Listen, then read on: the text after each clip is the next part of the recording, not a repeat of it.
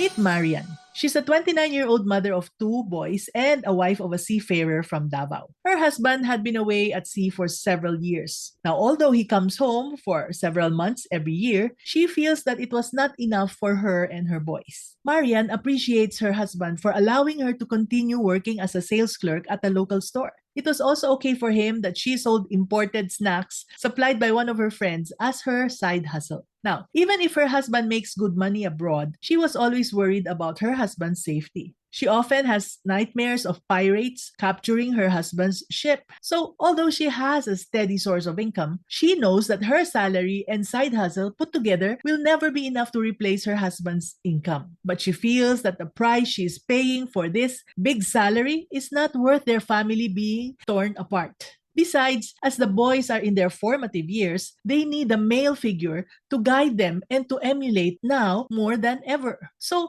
when Marianne stumbled upon an article about starting an online business, she immediately felt drawn to the idea. She thought, why not sell my products online? She always dreamed of being able to work from home so she can spend more time with her boys. And Marianne was aware that starting her business would mean lots of sleepless nights, but she was ready for it. The thing is, she didn't know where to start. Side hustles were very simple compared to a full-blown business. She didn't know much about marketing, bookkeeping, or technology. The thought of learning all of this overwhelmed her. But still, she went on. She spent hours reading and researching online, watching tutorials, and attending webinars. She even learned a lot by setting up a website and marketing her products. But those were not enough. There were just too many people selling too many things online that she could not sell enough to sustain her business. And what frustrated her was that she was not attracting enough customers. Marianne spent more months learning what she thought she lacked. She tried different approaches from social media marketing to paid advertising. She spent so much on online courses, but when she applied what she learned from them, she couldn't get the results that were promised. Then she became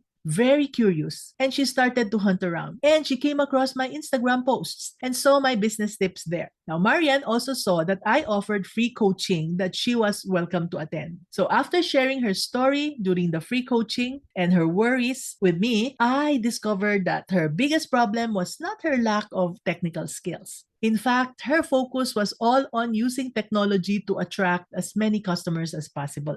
But what she should have focused on was the level of operations on how to be a customer-centric business, how to provide the type of value to her customers that only she can provide. Now, operating an online business can be cheaper, but it can also be more difficult due to the high number of competitors. You see, there are lots of businesses competing for the same customers, and this makes it difficult to grab their attention and stand out among the crowd, especially if your business is just like all the others out there. So, let me share with you what I shared with Marianne, the tips on how to succeed in an online business. Number 1, be clear about your target market. Number 2, ask your customers. Number 3, be authentic. Number 4, prioritize customer service. Number 5, exceed customer expectations. Number 6, build lasting relationships.